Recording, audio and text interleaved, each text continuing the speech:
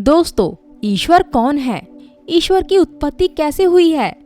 ज्यादातर लोग ईश्वर को अलग अलग रूप में देखते हैं, जिसकी कोई भी गिनती नहीं है। लेकिन शास्त्रों में देखा जाए कि ईश्वर का स्वरूप शक्ति ही केवल एक ऊर्जा है। सनातन धर्म में ईश्वर को समझाने के लिए मूर्ति या तस्वीरों का सहारा लेते हैं, केवल आपको समझाने के लिए। लेकिन सच यही है, ईश्वर का कोई रूप नहीं है। वो निराकार है, वो परम ऊर्जा है, ऊर्जा स्वरूप ईश्वर है। ईश्वर को इन भौतिक आंखों से नहीं देखा जा सकता है, क्योंकि इनका कोई आकार नहीं है। लेकिन जब कोई भक्त ईश्वर का आकार बनाकर आराधना करता है, तब वो भक्त खुद को आकार में खोकर निराकार में चला जाता है। कभी आपने सोचा है कि भगवान शिव आंख बंद करके किसका ध्यान करते हैं? तो दोस्तों, मैं आपको बता दूं, प्रभु शिव उसी का ध्यान करते हैं जो निराकार है, जो ऊर्जा है, जो हर जगह फैली है। उसी ऊर्जा को हम ध्यान मेडिटेशन से जानने की कोशिश करते हैं।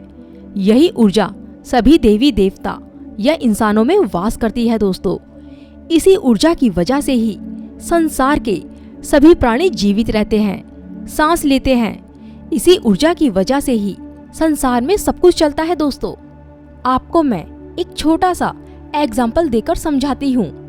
जैसे कि बिजली। हाँ, बिजली हमें दिखाई नहीं देती है, क्योंकि बिजली एक ऊर्जा है। इस बिजली की ऊर्जा से हम सारे काम कर सकते हैं, पर ये हमें दिखाई नहीं देती है। लेकिन इस ऊर्जा से हम कुछ भी बना सकते हैं।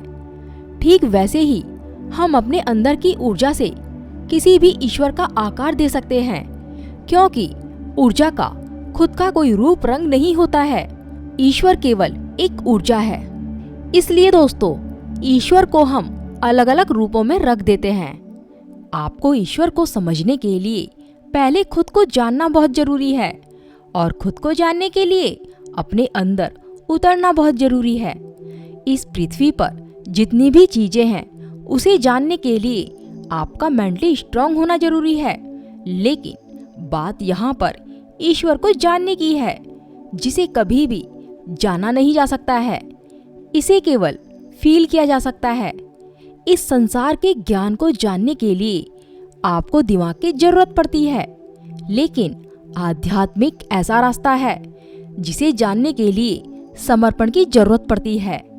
जब कोई भी साधक ध्यान मेडिटेशन या कोई भी साधना करता है, तब वो ईश्वर के श्री चरणों में खुद को समर्पण करके हाथ जोड़कर प्रार्थना करता है कि मैं कुछ भी नहीं हूँ, जो भी कुछ है केवल तू ही है। प्रार्थना का मतलब है दोस्तों कि अपने मन को ईश्वर के श्री चरणों में समर्पित कर देना। जब तक आपका मन आपके साथ है, तब तक आप ईश्वर को नहीं जान पाओगे। ईश्वर को जानने के लिए मन को मिटना है। मन का मिट जाना ही ईश्वर की प्राप्ति है।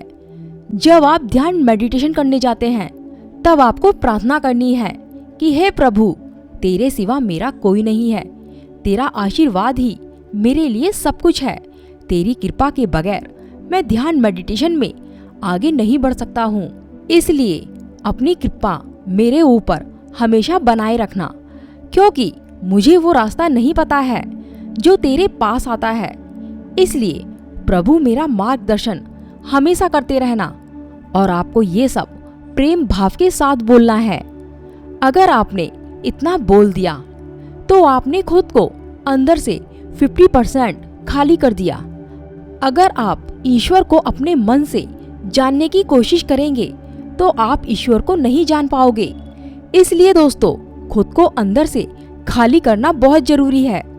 अगर आप अंदर से खुद को खाली नहीं करोगे, तो आपके अंदर ईश्वर की एनर्जी प्रवेश नहीं करेगी।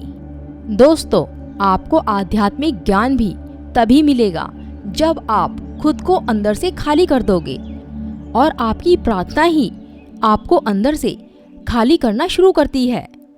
तो दोस्तों, वीडियो कैसी लगी कमेंट करके जरूर बताना। नमस्कार दोस्तों।